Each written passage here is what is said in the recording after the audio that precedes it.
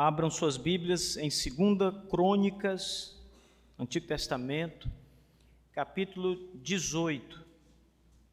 2 Crônicas, capítulo 18, igreja. Nós vamos ler do verso 28 ao 34, texto que retrata uma batalha envolvendo o rei Acabe e os exércitos da Síria.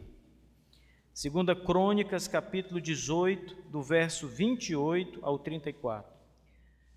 Subiram o rei de Israel e Josafá, rei de Judá, a Ramote Gileade.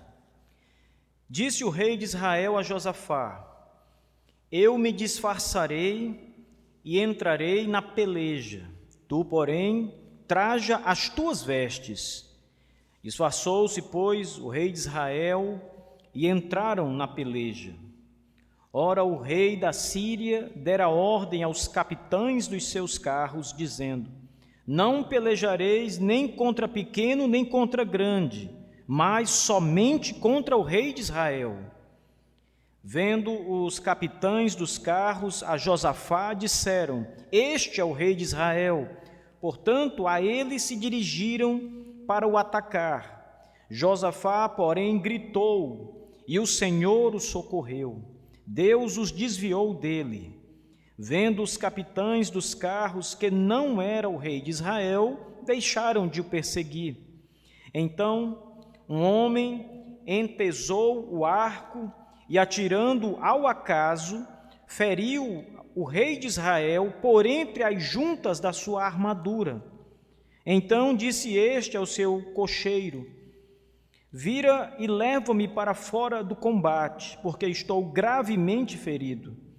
A peleja tornou-se renhida naquele dia. Quanto ao rei, segurou-se a si mesmo de pé no carro defronte dos sírios até a tarde, mas ao pôr do sol morreu. Amém. Essa batalha, meus irmãos, era uma pretensão que o rei de Israel, Acabe, tinha contra os sírios. Ele desejava adquirir uma parte do território da Síria. Acabe, segundo a história bíblica, foi um rei muito mau. Ele se desviou de todos os caminhos que o Senhor havia dado. Ele foi casado com uma mulher chamada Jezabel, que também foi uma mulher má e que também fez o que era mal aos olhos do Senhor. Esse casal era verdadeiramente um casal satânico. Eles desvirtuaram tudo o que o Senhor Deus havia ordenado ao seu povo de fazer. Eles levaram o povo de Israel a um caminho completamente tortuoso, cheio de misérias espirituais, de idolatria. Eles tinham cultos a deuses estranhos, e tudo aquilo que desagradava ao Senhor foi praticado por esse casal. Eles perseguiram os profetas do Senhor. Muitos dos profetas foram mortos a mando de Jezabel. Alguns escaparam, como Elias, mas muitos foram mortos ao fio da espada por ordem dessa mulher. E este casal contratou muitos profetas falsos para serem os seus profetas da corte. Ainda assim, o Senhor permitiu que todas estas coisas acontecessem. O Senhor permitiu que esse casal, até certa altura, prosperasse em Israel e crescesse e adquirisse possessões em Israel. Mas o nosso Deus não dorme. O salmista diz que o Senhor, nosso Deus, não pestaneja. O guarda de Israel não dormita, diz a Escritura. E os olhos do Senhor estavam postos sobre eles, sobre esse casal, sobre o reino. E o Senhor estava vendo exatamente toda a maldade que se passava ali. O Senhor estava vendo como o seu povo de Israel era desvirtuado para o caminho da idolatria. Deus via tudo isso, irmãos. E um outro detalhe importante, quando pensamos em Deus e na sua soberania, não é apenas em destacar que o Senhor contemplava tudo isso, como um simples espectador que está vendo a coisa acontecer. Mais do que isso, o Senhor estava conduzindo todo esse processo. A mão soberana de Deus governava Israel, ainda que este rei e esta rainha, que eram maus, estivessem à frente do trono. Era o Senhor quem governava e reinava verdadeiramente sobre eles. De modo que o Senhor, na sua grande providência, estava conduzindo as coisas conforme o seu decreto. Não se espantem, meus irmãos, mas nada estava acontecendo aqui diferente daquilo que Deus havia determinado que acontecesse. Muitas vezes nós não entendemos por que tais coisas acontecem. Nós não entendemos por que muitas vezes nações ou povos pequenos passam por situações tão difíceis, tão calamitosas, tão dolorosas. Não entendemos por que Deus permite isso. Veja, Deus não só permite isso, Deus determina isso. Deus rege estas coisas e Deus conduz todos os acontecimentos com a sua mão poderosa. O mundo não está desgovernado. O mundo não está fora do controle divino. Nunca esteve, irmãos. Desde o segundo inicial da criação até o último dia, o Senhor governará todo o universo com o seu poder, com a sua palavra de ordem, e nada vai acontecer diferente do que Ele já determinou na eternidade. Nada pode acontecer diferente. Por isso, todo o caos que imperava em Israel, toda a imoralidade, toda a idolatria, todo o afastamento divino não estava fora do poder de Deus e da sua providência. A providência divina, irmãos, é o poder de Deus em fazer com que as coisas aconteçam como Ele as determinou que acontecesse. Veja, quando o nosso Deus decidiu criar o mundo, Ele cria o mundo com o seu poder, com a sua palavra. Ele simplesmente vai falando e as coisas vão surgindo, vão aparecendo. Ele cria tudo do nada. Quando nada existia, Ele traz a existência pela palavra. Ele pensa, fala e as coisas vão surgindo como Ele quer. Ele é o grande Criador. Ninguém criou nada, Deus criou tudo, todas as coisas que existem. Mas além de criar todas as coisas, o Senhor também sustenta todas as coisas na sua criação. Tudo ainda existe e continua existindo, porque Deus mantém as coisas existindo. O poder de Deus não foi exercido só para criar. O poder de Deus continua sendo exercido depois da criação, no sustento de todas as coisas. Nós estamos vivos, nossos amigos estão vivos, e todos que estão vivos porque Deus os mantém vivos até aqui. O nosso coração bate agora porque Deus o faz bombear. Os pássaros, toda a criação, todos os demais animais que estão vivos porque Deus os sustenta. O Salmo 104 diz isso perfeitamente, que o Senhor sustenta toda a sua criação. O Senhor sustenta até mesmo os bodes que vivem nas montanhas, os bodes montanheses, os animais mais longe, mais distantes, são sustentados pelas mãos de Deus. Então Ele cria todas as coisas e Ele também sustenta todas as coisas. Ele mantém o universo vivo, funcionando. Ele mantém todas as coisas em movimento, não no movimento desordenado, mas no movimento sincronizado por Ele. E a providência é exatamente esse poder que Deus exerce para que todas as coisas aconteçam como Ele as determinou que aconteça. Nós estamos hoje aqui nesta igreja, viemos cultuar a Deus, e isso estava determinado nos propósitos eternos do Senhor.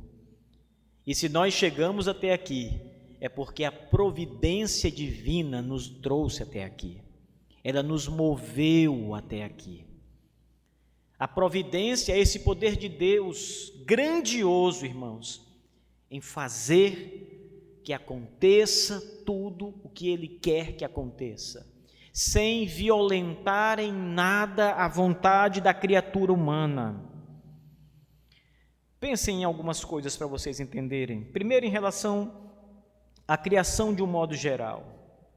O Senhor governa a natureza, e o Senhor envia chuvas e ventos, terremotos, tempestades, tufões, furacões, aonde Ele quer.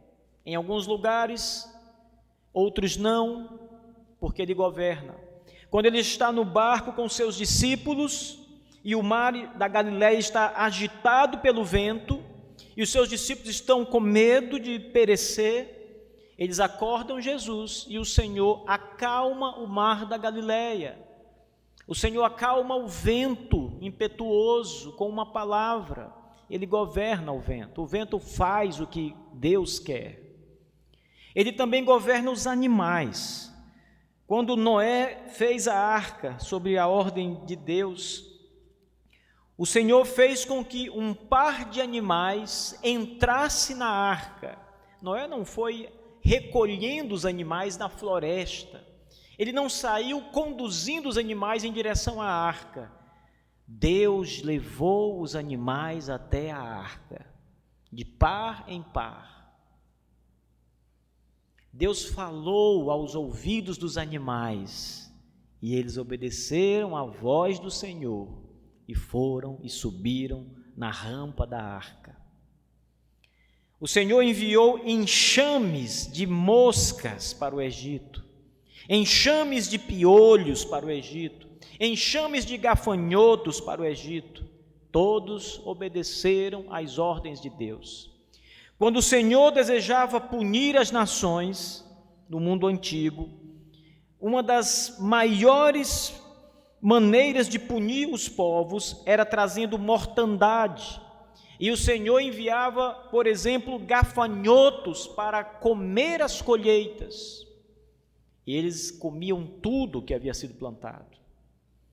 E os gafanhotos ouviam a voz do Senhor e faziam o que o Senhor ordenava. Nós, humanos, também somos governados por Deus, e a providência também está sobre nós. Faremos exatamente o que Deus determinou para a nossa vida. Davi, no Salmo 139, diz de maneira muito clara: todos os dias da minha vida foram por ti determinados antes que nenhum deles existisse. O Senhor determinou tudo o que havia de acontecer em mim, quando eu ainda era uma substância sem forma no ventre da minha mãe. Todas as coisas, irmãos, todos os nossos dias, todos os nossos movimentos, todas as nossas decisões, e Ele faz isso sem violentar a nossa vontade. É um poder misterioso, soberano e revelado na palavra de Deus.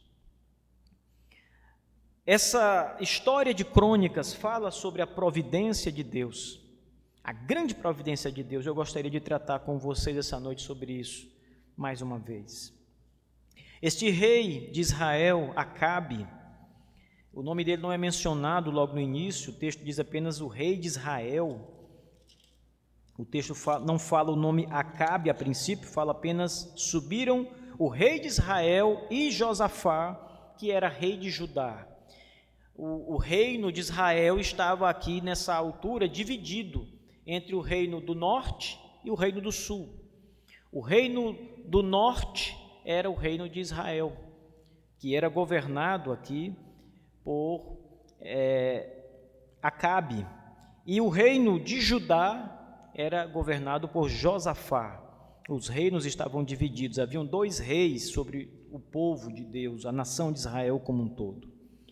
E geralmente esses dois reis que governaram, muitos outros vieram antes e depois deles, não tinham seus próprios negócios, não faziam grandes alianças, tinham suas próprias ideias. Mas aqui Acabe pretende invadir a Síria, que fica um território mais acima, vizinho a eles, e desejava tomar parte do seu território, incorporar ao território de Israel. Então ele decide convidar a Josafá, o rei de Judá, para ajudá-lo nessa campanha militar. Ele tem um ideal militar de invadir a Síria e conquistar os territórios, mas ele sabe que não pode conseguir isso sozinho com seu exército. Ele sabe que o risco era muito grande e precisava então de mais ajuda, mais esforço militar para que essa campanha fosse realizada. O capítulo 18 de 2 Crônicas diz assim, o verso 1, um capítulo antes do que nós lemos, aliás, o capítulo que nós lemos no início: tinha Josafá riquezas e glória em abundância, aqui é o rei de Judá, e aparentou-se com Acabe, provavelmente com o casamento de filhos. Ao cabo de alguns anos, foi ter Acabe em Samaria. Acabe matou ovelhas e bois em abundância, para ele e para o povo que viera com ele, e o persuadiu a subir com ele a Ramote-Gileade. Acabe, rei de Israel, perguntou a Josafá, rei de Judá: irás tu comigo a Ramote-Gileade? Respondeu-lhe Josafá: serei como tu és, o meu povo como o teu povo, iremos contigo à peleja, à guerra. Depois de uma grande festa, depois de aparentar-se, Acabe convida Josafá, o outro rei, a ajudá-lo nessa campanha militar. E ele então faz uma festa, o texto diz, com abundância de ovelhas e bois e muita comida. Tudo isso para impressionar a Josafá e fazê-lo aceitar o convite que estava por vir. Depois que as coisas acontecem, depois da grande festa, da grande honraria que Josafá recebe, e por estar ele agora aparentado com Acabe, vem o convite de Acabe: irás tu comigo à guerra que farei para conquistar Ramote-Gileade, território da Síria? E Acabe disse: eu serei como tu és, o meu povo será como o teu povo, eu irei à guerra contigo. Esse texto também está escrito nos livros de Reis, capítulo 22, e lá Josafá diz mais, ele diz assim: os meus cavalos serão como os teus cavalos, estamos todos unidos e juntos nessa peleja, e decidem ir. Veja, voltemos então para o verso 28, depois regressemos de novo aqui. O texto diz então, verso 28, que eles subiram, o rei de Israel e Josafá, rei de Judá, para Ramote-Gileade, era o local da guerra. Disse o rei de Israel a Josafá, agora eles vão apresentar a estratégia militar. Acabe tinha tudo planejado, meus irmãos. Ele havia pensado nos detalhes desta campanha militar. Ele sabia que os sírios tinham uma defesa, uma forte defesa, e não seria fácil conquistá-los. Por isso era necessário ter uma estratégia muito boa para conseguir a vitória. Defender-se numa guerra é mais fácil do que atacar. O ataque sempre causa maiores danos, especialmente se as forças forem iguais. E aqui Acabe tem um plano. Ele diz então para Josafá: eu me disfarçarei, eu não vou como rei, eu não estarei lá com o meu manto real, a minha coroa, o meu cetro, eu estarei disfarçado como um soldado comum, você estará vestido como rei. Veja o que ele diz: eu me disfarçarei e entrarei na guerra, Tu, porém, traja as tuas vestes, as vestes reais. A ideia de Acabe, sabendo ele que os sírios queriam matá-lo, iriam colocar toda a sua força para matar o rei de Israel, ele diz a Josafá: você irá como rei, para que eles imaginem que você sou eu, e eu irei como um soldado comum.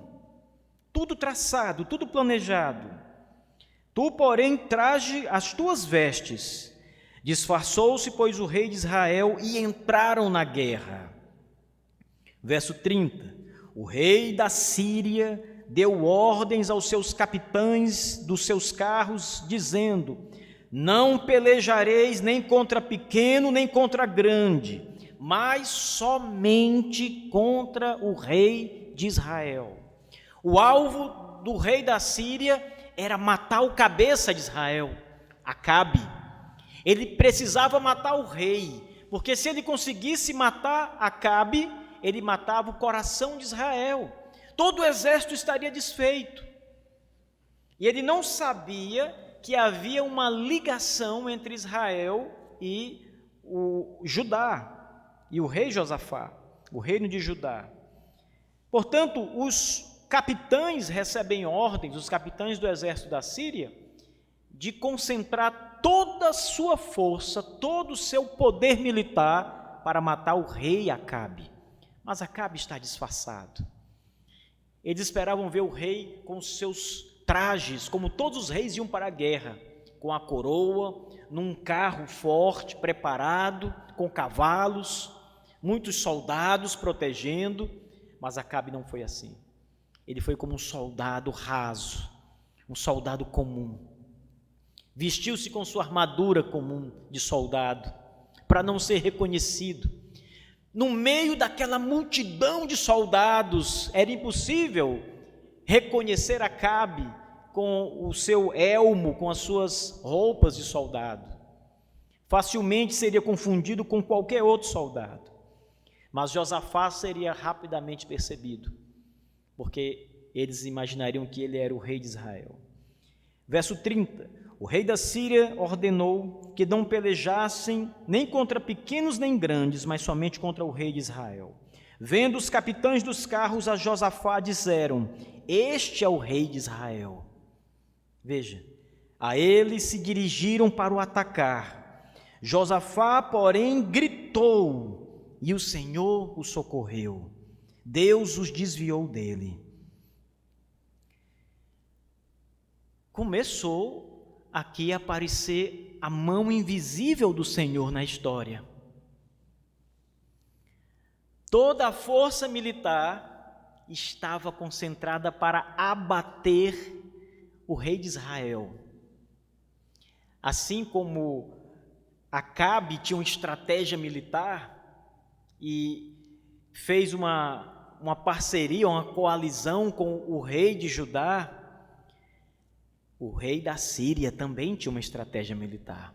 E a estratégia dele era: corte a cabeça do rei e o exército estará sem líder, estará arruinado.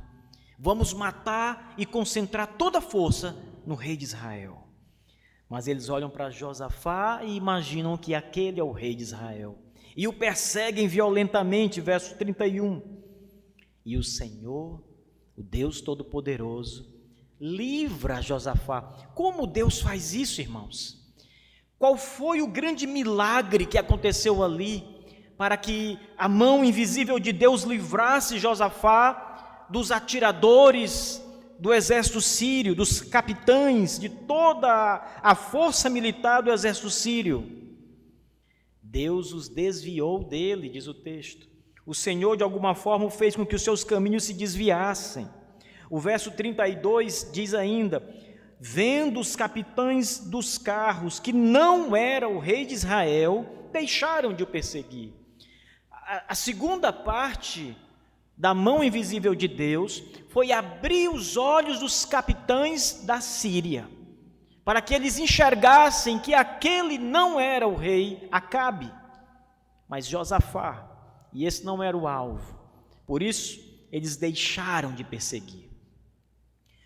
Vocês estão percebendo, irmãos, que isso aqui, essa guerra, ela não foi travada e decidida simplesmente, naturalmente, sem que a mão de Deus estivesse envolvida. A mão de Deus estava envolvida o tempo todo para livrar Josafá.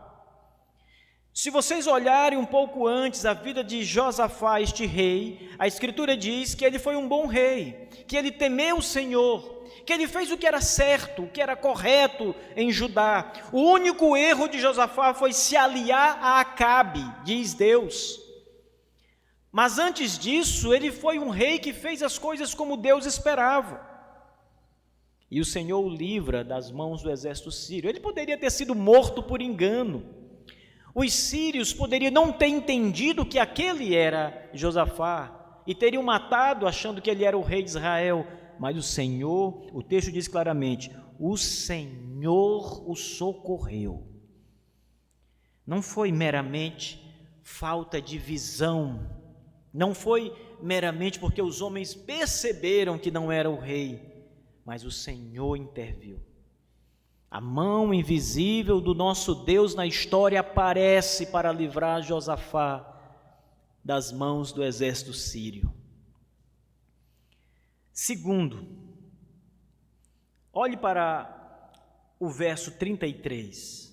Depois que os exércitos sírios deixam Josafá de mão e não conseguem identificar onde está o rei de Israel, Acabe, um homem do exército sírio, um homem qualquer, o texto nem diz quem é, o texto nem fala o nome desse homem, diz apenas, então um homem entesou o arco e atirando ao acaso, feriu o rei de Israel por entre as juntas da sua armadura. Que coisa é essa, irmãos? No meio da multidão, dois exércitos se degladiando, e veja bem, naquela época, os combates eram corpo a corpo, eram de espada, de lança, com escudos, não era como as guerras atuais, que alguém lança um míssil de um avião, não, o combate era olho no olho ali. E então um homem toma o seu arco, entesou o arco e lança uma flecha no meio da multidão. O texto diz, ao acaso. Ele não tinha intenção de matar Acabe, ele nem sabia onde estava Acabe, o rei de Israel. Ele simplesmente teve a intenção de atirar uma flecha no meio da multidão de israelitas, no meio do exército. Ele atirou ao acaso, ele não fez pontaria, não fez mira. E aquela flecha foi e atingiu Acabe. Alguns detalhes aqui são muito impressionantes, irmãos, e nós precisamos pensar. Primeiro, atirar uma flecha com um arco exige, obviamente, uma certa capacidade. Isso não vem ao caso aqui, mas o que vem ao caso é a força exata que esse homem, este soldado, entesou o seu arco. Ou seja, aquela é uma arma manual. Quanto mais você puxa, mais distante irá a flecha. E aquele homem então entesou o arco, puxa num certo limite e dispara. Se ele tivesse puxado um pouco mais ou um pouco menos, a flecha teria atingido qualquer outro lugar. Mas ele puxou o seu arco, ele entesou o seu arco no limite certo, em que a flecha se dirigisse até encontrar o alvo de Deus, Acabe, a quem Deus queria matar. Mas Acabe estava vestindo uma armadura de metal, uma armadura que não entra facas ou lanças, porque é de ferro. Se ele fosse atingido por flechas no seu peito, elas não fariam nada a ele. porque era uma armadura de metal, as flechas simplesmente se quebrariam, o atingiriam e não causariam qualquer dano a ele. Mas essa flecha atingiu a dobra da armadura, a emenda entre uma peça e outra, onde há uma pequena brecha, e foi ali que ela entrou e matou Acabe. Isso não é coincidência, irmãos. Não é coincidência. As pessoas falam muito em coincidência, falam muito em sorte e falam muito no acaso. Foi por acaso que isso aconteceu comigo. Eu estava indo aqui, entrei nessa rua e por acaso. Esqueçam isso. Não existe sorte. Não existe acaso. Tudo está debaixo da providência daquele que governa os céus e a terra, o nosso Deus. Todas as coisas vão acontecer como Deus as designou na eternidade, antes de criar o mundo. Um ditado popular diz assim: o que é do homem, o bicho não come. Vocês acreditam nisso? Vocês acham que esse ditado está correto? Em outras palavras, o que é para ser seu, vai ser seu. Está certo. O que é para ser seu, vai ser seu. Nem mais, nem menos.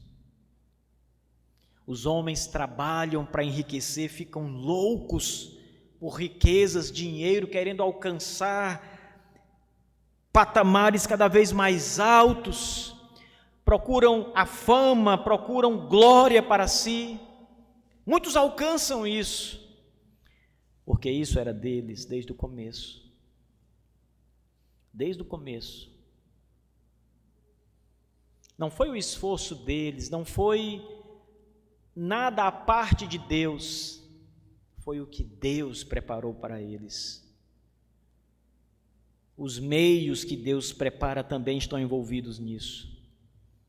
Em outras palavras, Deus determinou que Acabe morreria nessa guerra, mas Ele também determinou todos os detalhes, desde o homem que atiraria a flecha, desde a força que ele colocaria no arco, desde a maneira como Acabe vestiria sua armadura.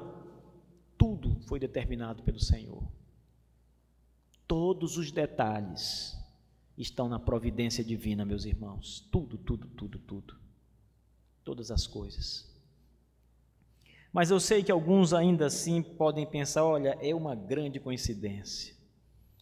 O profeta Isaías, 100 anos antes de nascer um rei chamado Ciro, ele já profetizou o seu nascimento, pelo seu nome o chamou e disse que ele seria um dos pastores do Senhor, que conduziria o povo do Senhor de volta do cativeiro.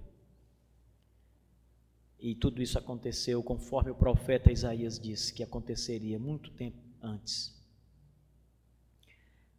Esse caso dessa batalha é muito impressionante, irmãos, porque se nós olharmos um pouco antes disso, nós vamos ver que as coisas aconteceram como Deus disse que elas aconteceriam. Então, por favor, ainda no capítulo 18, perceba que, volte um pouco e pense naquela reunião de Acabe com Josafá, quando ele convida Josafá para fazer parte da sua guerra contra os sírios, e dá aquele banquete com milhares de ovelhas, bois e tudo mais. E ele então diz: você irá comigo à guerra? E Josafá diz: sim, eu irei com você à guerra, o meu povo irá com você à guerra. Veja o que diz mais adiante no verso 4, capítulo 18.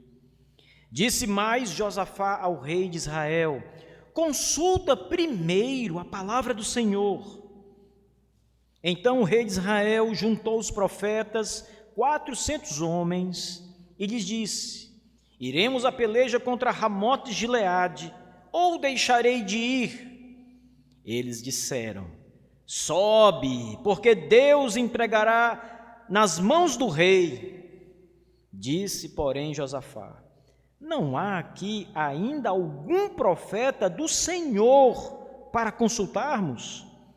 Respondeu o rei de Israel, Acabe. Ele respondeu para Josafá: há um ainda por quem podemos consultar o Senhor, porém eu o odeio. A palavra nas nossas Bíblias está aborreço, mas no hebraico é a palavra odeio. Acabe então diz: há um profeta do Senhor que podemos consultar, porém eu o odeio, porque nunca profetiza de mim o que é bom, somente o que é mau. Este é Micaías, filho de Imlá. Disse Josafá: não fale o rei assim. Então o rei de Israel, Acabe, chamou um oficial e disse: traze-me depressa a Micaías, filho de Imlá. O rei de Israel e Josafá, rei de Judá, estavam assentados, cada um no seu trono, vestidos de trajes reais, numa eira à entrada da porta de Samaria. E todos os profetas profetizavam diante deles.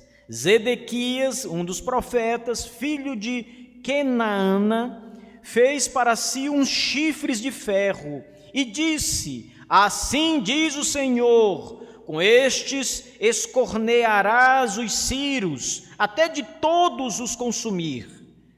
Todos os profetas profetizaram assim, dizendo: sobe a Ramote Gileade e triunfarás, porque o Senhor entregará nas tuas mãos, ó rei. Os profetas, os 400 profetas de Israel que haviam sobrado, todos profetizavam em favor do rei Acabe. Diziam: rei, claro que você dominará, o Senhor disse que se você subir, você vencerá, você dominará os sírios. Um deles, como diz o texto, Zedequias, fez uns chifres de ferro, porque ele teve uma visão. E ele diz: com esses chifres você escorneará, ou seja, chifrará todos e os dominará. Até que chega Micaías, o profeta que Acabe odiava, verso 12. Isso aqui é muito importante, irmãos, essa passagem. O mensageiro que fora chamar Micaías falou-lhe dizendo: eis que as palavras dos profetas a uma voz predizem coisas boas para o rei. Seja, pois, a tua palavra como a palavra de um deles, e fala o que é bom. Respondeu Micaías: tão certo como vive o Senhor, o que meu Deus me disser, isso falarei. E vindo ele ao rei, este lhe perguntou: Micaías, iremos a Ramote Gileade, à peleja, ou deixaremos de ir? Ele respondeu, o profeta do Senhor, o verdadeiro profeta do Senhor respondeu e disse: sobe e triunfarás, porque eles serão entregues nas tuas mãos.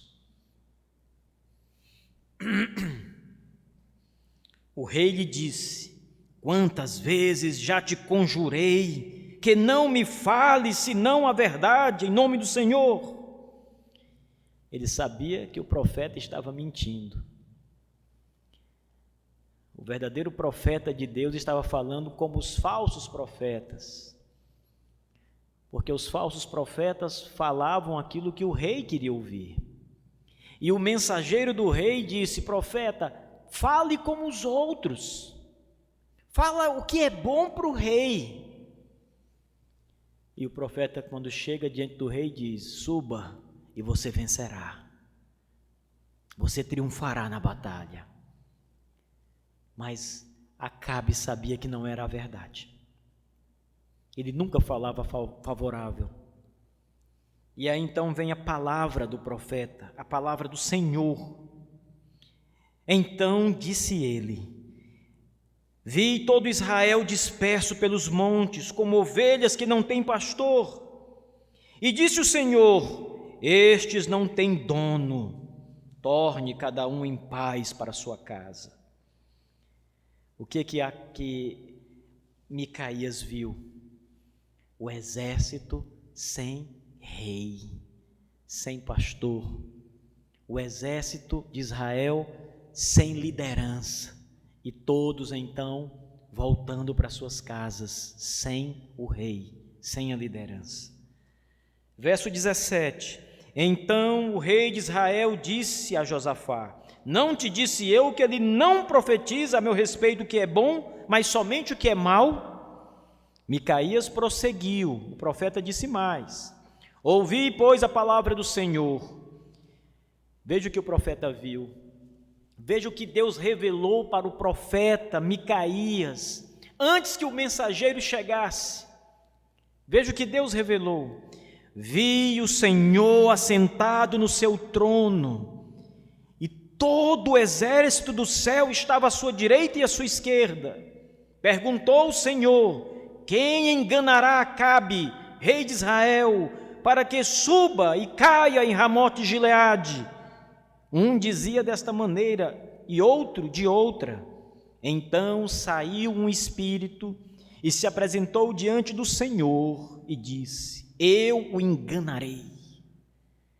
Perguntou-lhe o Senhor: Com o quê? Respondeu ele: Sairei e serei espírito mentiroso na boca de todos os seus profetas.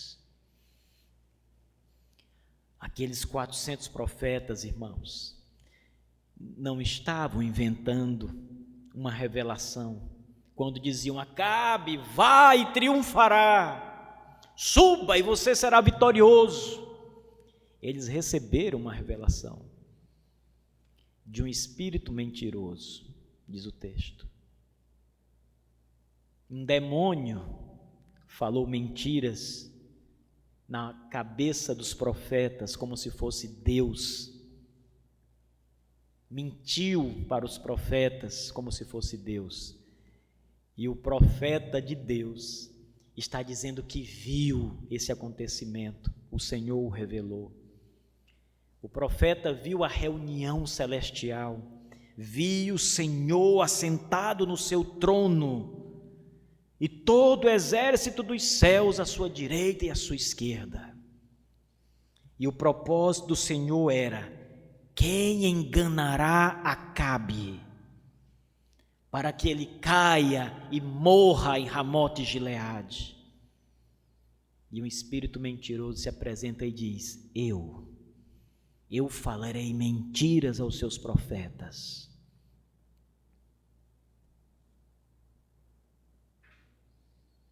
Eis que o Senhor pôs o espírito mentiroso na boca de todos estes teus profetas, e o Senhor falou o que é mal contra ti, diz Micaías ao rei. Quando Micaías está dizendo estas palavras, irmãos, todos os profetas estão lá. Os 400 profetas falsos que ouviram as palavras do espírito mentiroso. O rei Josafá está lá, Acabe está ouvindo tudo, e Micaías então relata, diz o que viu e o que ouviu do Senhor. Mas veja o que aconteceu depois disso. O texto diz: Então Zedequias, que era um dos profetas, filho de Kenaana, deu uma bofetada em Micaías e disse: Por onde saiu o Espírito do Senhor para falar a ti? No livro de Reis é mais interessante ainda, porque no livro de Reis esse profeta diz assim: Por onde saiu de mim o Espírito do Senhor para falar a ti? O profeta, o falso profeta, entende que o Espírito do Senhor havia falado com ele e pergunta: Por onde saiu o Espírito do Senhor de mim para falar a ti? E aí ele dá uma bofetada no profeta do Senhor. Disse Micaías: eis que o verás naquele mesmo dia, quando entrares de quarto em quarto para se esconder. Então disse o rei de Israel: tomai Micaías e devolvei-o a Amon, governador da cidade, e a Joás, filho do rei, e direis: assim diz o rei, metei este homem na casa do cárcere, e angustiai-o com escassez de pão e água, até que eu volte em paz. Disse Micaías: se voltares em paz, não falou o Senhor na verdade por mim. E disse mais: ouvi isto, vós todos os povos. Ou seja, a morte do rei já estava profetizada por Micaías, que falou contra todos os profetas e havia dito a Acabe que se ele fosse à batalha, Deus o mataria. E disse ao rei que todos os profetas eram falsos, porque Deus havia falado por meio de um espírito mentiroso na boca deles. Tudo isso é a providência, irmãos. Acabe vai à guerra, reúne-se com Josafá, se disfarça para não ser visto ou reconhecido, até que um soldado qualquer dispara sua flecha e atinge Acabe por entre as brechas da sua armadura de ferro, e ele morre. O texto diz que Acabe não morre imediatamente, mas ele começa a sangrar, ele foi ferido gravemente. Ele diz aqui, o homem que estava à frente da carruagem, o cocheiro, ele diz: vira e leva-me para fora do combate, porque estou gravemente ferido. Esse sangramento, então, passa toda a tarde, desde o momento em que ele foi atingido até o fim da tarde. Acabe sangra e morre no fim da tarde. No livro de Reis, onde essa história também é contada, há mais alguns detalhes importantes. Lá no capítulo 22 é dito que quando os soldados, depois de enterrarem Acabe, do funeral dele, eles vão lavar o carro com o sangue do rei. Eles vão até um açude. E quando eles lavam a carruagem, o sangue escorre nas águas do açude, para dentro do açude, alguns cães começam a lamber o sangue do rei. E o texto diz: isso aconteceu para que se cumprisse a palavra do Senhor contra ele, de que os cães lamberiam o seu sangue. Tudo havia sido determinado pela providência. Até os cães lamberem o sangue de Acabe, Deus havia dito que aconteceria. E acontece segundo a providência do Senhor. Nada falha, meus irmãos. Nada falha.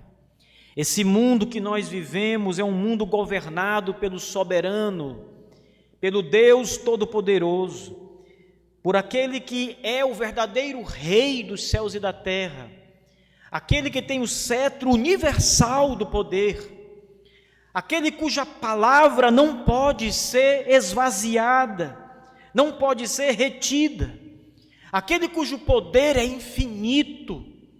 É o nosso Deus quem reina sobre todos, sobre a sua igreja e sobre o mundo ímpio. É Deus no seu trono, como viu o profeta Micaías, que governa dos céus, que envia os seus anjos, os bons e os maus, para fazer o seu propósito acontecer. É o Senhor quem reina. Nós estamos debaixo da providência de Deus cada segundo da nossa vida. Nada que você faça irá aumentar os seus dias, a sua situação ou qualquer outra coisa que esteja fora da providência de Deus. É impossível mudar qualquer coisa, É impossível que qualquer coisa seja diferente daquela que Deus determinou. O Senhor fará com que cada um de nós vivamos as vidas que Ele designou desde o princípio. Isso é um fato universal, meus irmãos. Como eu disse nessa manhã, falando sobre a morte do rei Davi, nenhum de nós, nem mesmo os reis, podem aumentar os seus dias de vida ou diminuí-los. Estas coisas estão debaixo da autoridade de Deus e da sua santa providência. É impossível mudar qualquer coisa, irmãos. Entre no seu carro e faça sua viagem tranquila. Você não precisa temer. Entre no seu avião e voe tranquilamente. O Senhor conduz todas as coisas, irmãos. As pessoas que têm medo de avião, não precisa temer, porque se Deus quiser, o avião cai em cima de você, se você estiver no chão. Vocês já viram relatos assim, de pessoas que estão em casa e o avião cai em cima dela? Tudo está na providência de Deus, todas as coisas, e nisso nós devemos descansar, irmãos. Se nós confiarmos que o nosso Deus domina os céus e a terra, e a sua providência é abrangente, se estende a tudo, nós podemos ter paz em nossa vida e tranquilidade. Podemos dormir tranquilamente, sabendo que o Senhor está governando sobre todas as coisas. O Senhor cegará os olhos dos nossos inimigos, para que eles não nos encontrem. O Senhor desviará as flechas do diabo, para que elas não nos atinjam. O Senhor fará tudo o que Ele quiser, na sua providência. O nosso esforço é em vão. A nossa preocupação muito mais em vão. O que cabe a nós é descansar na providência de Deus e dizer: reina o Senhor, o seu cetro domina as nações da terra. Repouse, meu irmão e minha irmã, o seu espírito que está cansado, preocupado, desesperado muitas vezes, porque as coisas não andam como você tem planejado, preocupado com o futuro, preocupado com seus filhos, preocupado com o seu emprego, preocupado com o amanhã. Jesus diz: o amanhã pertence a Deus, cada dia traga o seu próprio mal, não se preocupe com o amanhã. Não fiqueis ansiosos por coisa alguma, diz o Senhor. Tudo está na providência de Deus. Viva cada dia com alegria, intensamente, confiando em Deus. Todas as coisas vão acontecer como elas têm que acontecer. Nada acontecerá diferente. Se alguma coisa acontecer de uma forma que lhe pegou desprevenido, bom, era o que estava determinado pelo Senhor, ainda que você não esperasse isso. Deus já havia determinado todas as coisas. Então simplesmente espere em Deus e na sua providência. A melhor coisa que nós fazemos como cristãos, depois de acreditar de fato no relato bíblico de que Deus é o Deus da providência, é descansar nela. É nos levantar e nos deitar confiados na providência de Deus. Eu conheço pessoas, irmãos, que quando a noite chega, donos de casa que não dormem direito e se levantam de hora em hora para olhar a casa, para ver se tudo está bem. Qualquer ruído se levanta e vai ver. Às vezes um grilinho está lá fazendo um barulhinho, um sapinho, um rato, qualquer coisa. Deus está no comando, irmãos. O salmista diz: